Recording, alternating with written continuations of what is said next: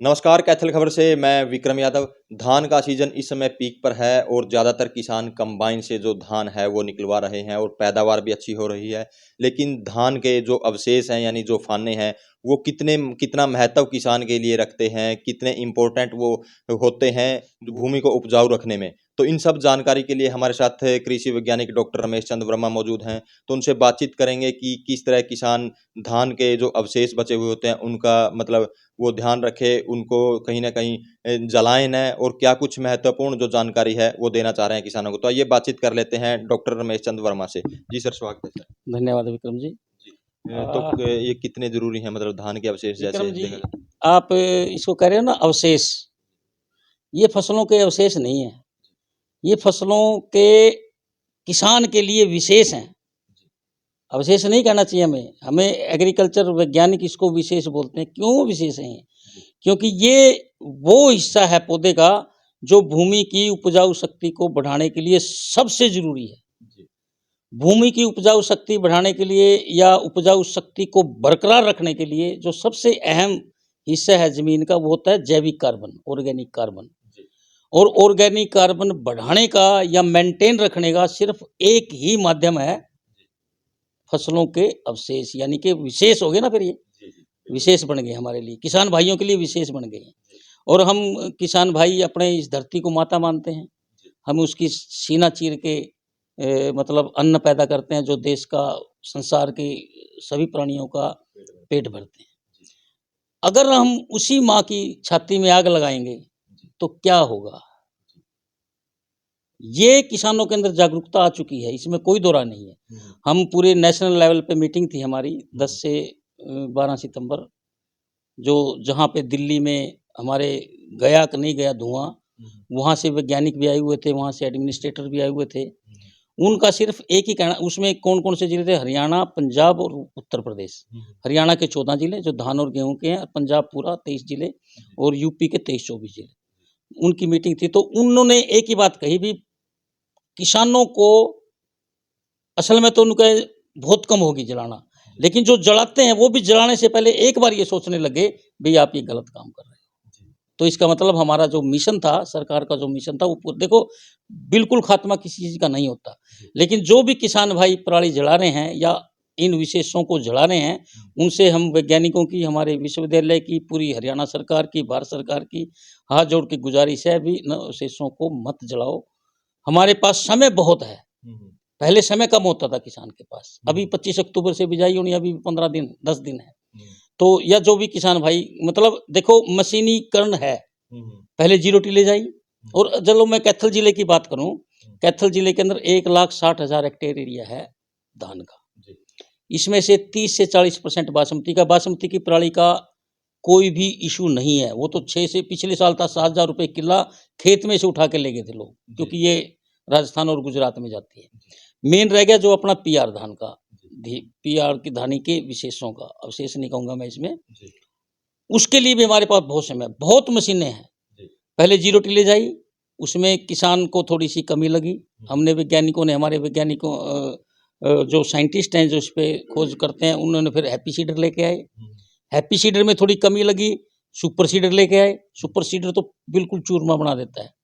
Super seeder के अंदर एक हमने भी और किसान भाइयों ने भी जो हमें फीडबैक दिया भी, एक तो सर इसके अंदर 65 से 70 लाख पावर का ट्रैक्टर चाहिए, जो 15 लाख के आसपास, 12 से 15 लाख रुपए का आता है, और एक 3-3.5 लाख की मशीन। अभी किसान इतनी इन्वेस्टमेंट नहीं कर सकता। फिर वैज्ञानिकों ने सुपर सीडर से बजाय स्मार्ट सीडर बना दिया। पंजाब एग्रीकल्चर यूनिवर्सिटी वालों ने, जो इंजीनियर्स हैं। स्मार्ट सीडर करता क्या है, सुपर सीडर तो पूरी मिट्टी को, मतलब रोटावेटर लगा हुआ है उसमें और बाद में ड्रिल मशीन लगी हुई है, वो वहीं पे मिट्टी का टिलेज करेगा जहाँ पे गेहूं की बिजाई होनी है, यानी कि लाइन के अंदर वो बिल्कुल टिलेज करेगा और फिर उसमें अपनी गेहूं की बिजाई होती है। तीसरा, बेलर जितने आयु हैं, अगर मैं मोटे तौर पे बात करूं, हम पराली के अवशेषों को, विशेषों को 2 तरह से मैनेज कर सकते हैं। या तो हम खेत से बाहर करें, जो बेलर्स द्वारा उससे बना के, या फिर खेत के अंदर ही उसको मिलाए। लेकिन मेरी किसान भाइयों से गुजारिश है भाई इनको खेत में ही मिलाने की कोशिश करो, ताकि हमारा जो जैविक कार्बन है वो बरकरार रहे। जैविक कार्बन ज़मीन के लिए वो चीज़ है जैसे अपने खून के अंदर हीमोग्लोबिन की मात्रा। हम ब्लड टेस्ट करवाते हैं तो कहते हैं भाई डॉक्टर वर्मा के अंदर 10 ग्राम खून है, विक्रम यादव जी के अंदर 12 ग्राम खून है। तो अगर हमारा एचबी डाउन हो गया तो हम कुछ भी खुराक ले लें, कितनी ही पौष्टिक से पौष्टिक खुराक ले लें, वो हमारे शरीर को डाइजेस्ट नहीं करेगा हमारा शरीर, यानी कि हमें लगेगा नहीं, वो देसी भाषा में अगर बात करूँ। सेम चीज़ जैविक कार्बन की है। अगर आपका जैविक कार्बन डाउन हो गया तो आप कितना डीएपी, कितना जिंक, कितना पोटाश डालते रहिए, वो जमीन ले ही नहीं पाएगी। तो जैविक कार्बन को बढ़ाने का सिर्फ कोई भी आज तक दुनिया में खाद नहीं बना जो आपकी जमीन की ऑर्गेनिक कार्बन को बढ़ा दे। ऑर्गेनिक कार्बन सिर्फ जैविक कार्बन 3 ही तरीके से बढ़ सकता है, या तो हम खेत में गोबर की खाद डाल दें, या हम ढैंचा या मूंग की खेती करें, या सिर्फ फसलों के अवशेषों को, विशेषों को जमीन के अंदर मिलाए। जो जिसमें किसान के अंदर, मैं तो ये कहूँगा दिल्ली में जो धुआं गया, हरियाणा, पंजाब और यूपी के किसानों के लिए वरदान साबित हुआ है एक तरह से, क्यों लगाओ, क्योंकि सरकार ने मतलब उन विशेषों को मैनेजमेंट करने के लिए बजट दिया, इतनी मशीनें आई।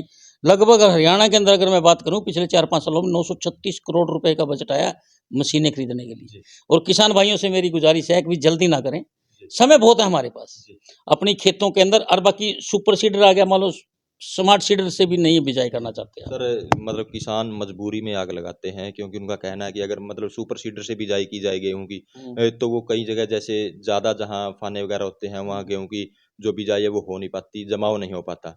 तो अगर जो मशीनें काफ़ी कम हैं वो किसानों तक पहुंच नहीं रही। नहीं, देखो, बिल्कुल कुछ भी नहीं पहुंचता किसान के पास, 1% मान के चलते हैं हमारे वैज्ञानिकों ने। जैसे क्योंकि देखो पंजाब हमारे से 8-10 साल आ गया, इसमें कोई दरार नहीं हर चीज़ के लिए। उन्होंने एक नई तकनीक निकाली है, सरफेस सीडिंग। सरफेस मैंने सतह, सीडिंग मैंने बिजाई। सरफेस के ऊपर बिजाई करना, उसके अंदर क्या करना है किसान ने, सिर्फ उसके लिए 2 ही प्री रिक्विजिट है।